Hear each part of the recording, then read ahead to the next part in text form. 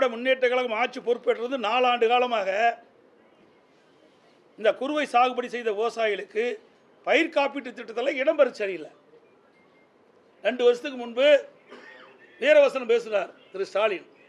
நேரம் மேட்டூருக்கு வந்து நானும் டெல்டாக்காரன் அப்படின்னு வீரவசனம் பேசி தண்ணீர் திறந்து விட்டார்.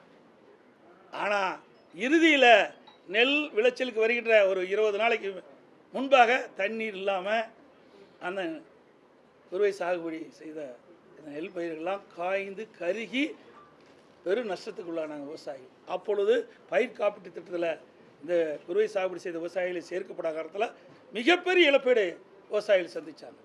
இப்படி விவசாயிகளுக்கு விரோதமாக செயல்படுகின்ற அரசாங்கம் திராவிட முன்னேற்ற கழக அரசாங்கம். இப்போ கூட மத்திய அரசாங்கம் அந்த பாதிக்கப்பட்ட அந்த விவசாயிகள் அந்த மழையால் நனைந்த அந்த நெல்மணிகள்லாம் ஈரப்பதத்தில் 27% இருக்குன்னு நாங்கள் கோரிக்கை வச்சோம். நான் நேரடியாக போனேன். ஆனால் முதலமைச்சர் திரைப்படம் பார்க்க போயிட்டார். விவசாயிகளை பார்க்கல. விவசாயிகள் வடிக்கிற கண்ணீரை தெரியல, படம் பார்க்க போனார்.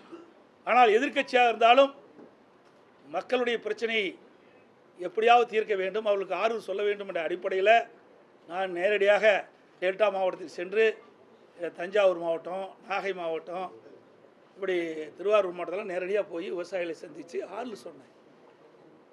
அதோட அந்த கனமழையில் விவசாயிகள் பயிரிட்ட அந்த நெற்பயிர்கள் அழுகி போச்சு. அதை ட்ரெயில் எடுத்து பார்க்குறார். இப்படிப்பட்ட முதலமைச்சர் இந்தியாவில் எங்கேயும் பார்க்கல. போய் நேரடியாக விவசாயிகளை போய் பார்க்க முடியாதா? தான் தனி விமானம் வச்சுருக்கீங்களா? நேரடியாக திருச்சி போய் திருச்சியிலேருந்து 2 மணி நேரத்தில் போய் பார்க்கலாமே. ட்ரெயினில் கொண்டு வந்து அவருக்கு காட்டுறாங்க. அது என்னென்னு அவருக்கு தெரியாது. அது நெற்பயிராக என்னன்னு தெரியாது. சொன்னால் தான் இந்த முதலமைச்சருக்கு தெரியும். அப்படிப்பட்ட முதலமைச்சர் தான் நாட்டை ஆண்டு கொண்டிருக்கின்றார். இப்போ என்னை பற்றி இன்றைக்கி ட்வீட் விட்டுருக்கார். பச்சை துண்டு போட்ட பழனிசாமிலாம் சொல்லியிருக்காரு. உண்மைதான், நான் விவசாயி தான். உங்களுக்கு எல்லாத்துக்கும் தெரியும். இங்கே இருக்கின்ற ஊடக நபர்கள் அத்தனை பேருக்கும் தெரியும். இன்றைக்கு நேற்றைக்கு இல்லை, நான் என்றைக்கு சட்டமன்ற உறுப்பினர்னா அன்றையிலேருந்து இன்று வரை நான் விவசாயம் தான் பண்ணிகிட்டு இருக்கிறேன். இதோட மறைச்சி சொல்ல வேண்டிய அவசியமே இல்லை. தொழிலும் அதுதான்.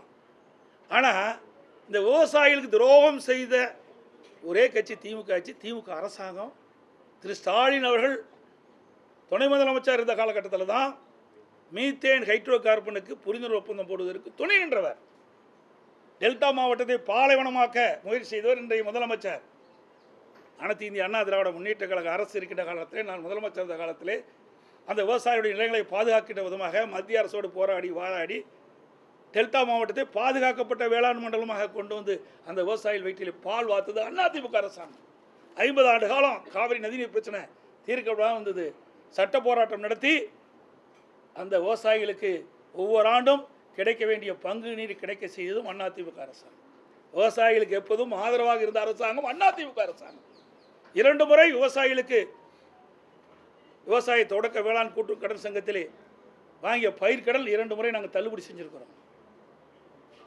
அதே போல் எப்பொழுதெல்லாம் இயற்கை சீற்றத்தில் விவசாயிகள் பாதிக்கப்பட்டாங்களோ அப்பொழுதெல்லாம் ஓடோடி விவசாயிகளை சந்தித்து அந்த பயிர்களெல்லாம் பாதிக்கப்பட்ட பயிர்களெல்லாம் கணக்கிட்டு வறட்சியிலும் வறட்சி நிவாரணம் கொடுத்த ஒரே அரசாங்கம் அதிமுக அரசாங்கம். 2248 கோடி சுமார் கொடுத்துருக்குறோம்.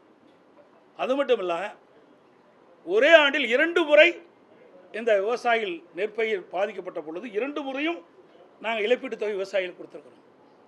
இது அதிமுக ஆட்சியுடைய சாதனை. அது பொறுத்து கொள்ள முடியல. இன்றைக்கு விவசாயிகள் இந்த அரசு மீது கொந்தளிப்பாக இருக்கின்றார்கள். அதனால் இன்றைக்கு ஸ்டாலின் ட்விட்டரில் என்னை பற்றி போட்டிருக்காரு. இன்றைக்கு மத்திய அரசு இந்த ஈரப்பதம் 22 எடுக்க மாட்டேன்னு சொல்கிறாங்களே, இது என்ன மத்திய அரசு தெரிவிக்கப்பட்டது என்ற விவரம் இது வரைக்கும் தெரிவிக்கல. இது வரைக்கும் தெரிஞ்சதான் நாங்கள் அதுக்குண்டான பதில் சொல்ல முடியும். என்ன காரணத்துக்கு நிராகரித்தார்கள் அதை சொல்ல வேணும்ல. அப்போ தான் விவசாயி தெரிஞ்சவங்க எதிர்க்கட்சி தெரிஞ்சுக்க முடியும். அரசாங்கத்துக்கு அது தெரியும். இன்னொன்று, துணை முதலமைச்சர் வேக வேகமாக தஞ்சாவூர் போனார். டெல்டா மாவட்டத்தை சுற்றி பார்க்கணும். பரவாயில்ல, இன்றைக்கு விவசாயிகளுக்கு ஏதாவது ஒரு நிவாரணம் கிடைக்கும் அப்படின்னு நாங்களும் நினச்சிருந்தோம். அங்கே போய் விவசாயிகள்லாம் பார்க்கல. ரயில் நிலையத்துக்கு போனார். அங்கே விவசாயிகள் உற்பத்தி செய்யப்பட்ட நெல் மூட்டைகள்லாம் ரயிலில் அடுக்கிச்சிருந்தாங்க. அதை கொடியை தூக்கிச்சு. இது ஏற்கனவே விவசாயிகளுடைய நிலெல்லாம் அங்கே தான் போய் ஏற்றி போயிட்டு இருக்குது. அதுக்கு அங்கே போக வேண்டிய அவசியமே இல்லையே. துணை முதலமைச்சர் எல்லா மாவட்டத்துக்கு போகிறீங்க, விவசாயி பாதிக்கப்பட்டாங்க, விவசாயிகளுக்கு போய் நேரடியாக பாதித்து என்னென்ன விதத்தில் பாய்ச்சிருக்கீங்க, என்னென்ன விதத்தில் உங்களுக்கு உதவி செய்யணும் ஒரு ஆர்வம் சொல்லியிருந்தால் பரவாயில்ல. அப்படி விவசாயிகளுக்கு விரோதமாக செயல்பட்ட அரசாங்கம் விடியா திமுக அரசாங்கம் என்பதை நேரத்தில் தெரிவிக்கிறேன். எங்களை பொறுத்த வரைக்கும் விவசாயிகளுக்கு எப்பொழுதும் நன்மை செய்யக்கூடிய அரசாக தான் இருந்தது.